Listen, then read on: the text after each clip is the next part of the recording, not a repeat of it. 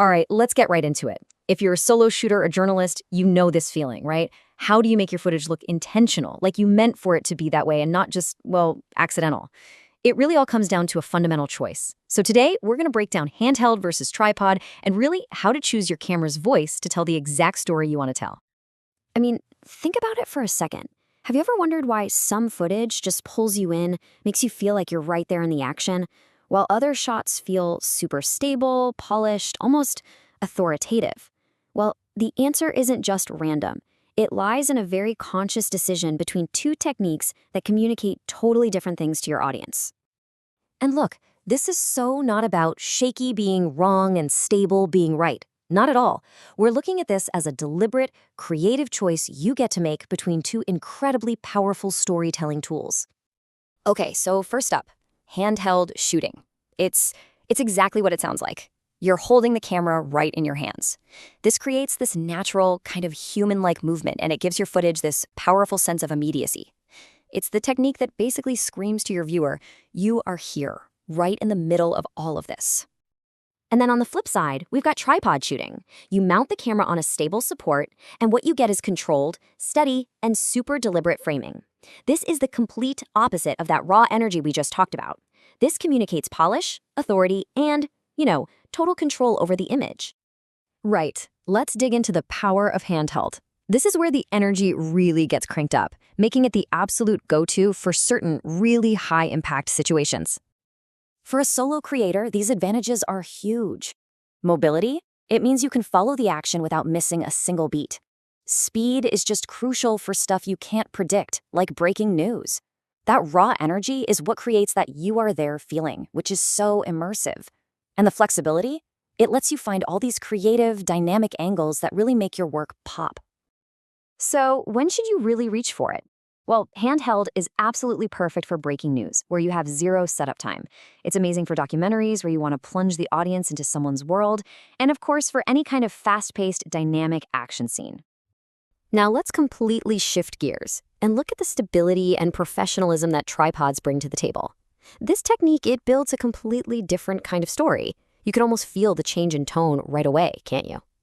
The benefits here are all about control and that polished feel. You get that stable, professional look instantly. The framing is perfectly consistent, which is essential for things like formal interviews. Plus, let's be real, it saves your arms during a long shoot. And with a good fluid head on that tripod, you can get those silky smooth pans and tilts that just scream high production value. And these are the moments where a tripod isn't just nice to have, it's non-negotiable. For any formal interview, a news report, or a long event like a speech or a lecture, a tripod gives you the stability that the situation demands. It signals to the audience that what they're watching is credible, authoritative information.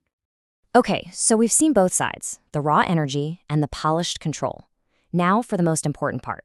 How do you actually make the right call for your project? This little comparison chart just lays it all out so clearly. Just look at the trade-offs. Handheld gives you all this mobility and an instant setup, but the feel is raw and energetic. Tripods, they're the opposite. You've got limited mobility and a slower setup, but the result is stable and polished. It really is a classic case of picking the right tool for the right job.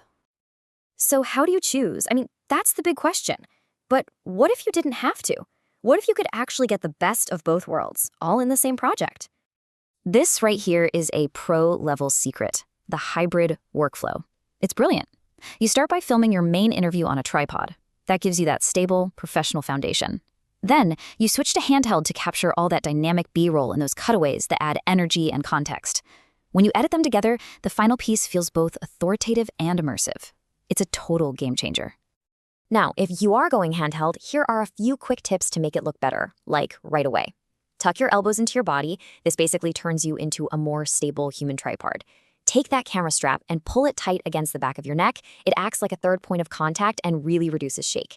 And practice slow, controlled movements. You want to think more like a dancer, less like a jackhammer.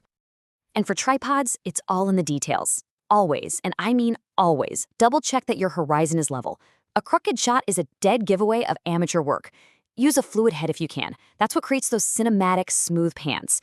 And please, for the love of all that is good, make sure every single lock is tight and secure before you hit that record button.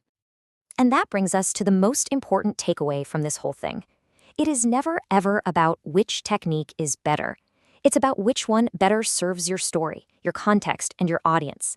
The technique you choose is part of the language you're using to communicate your message. So, the next time you pick up your camera, don't just think about what you're filming. Think about how you're filming it. Will its voice be steady and authoritative, or will it be raw and immersive? For your next shot, what story is your camera going to tell?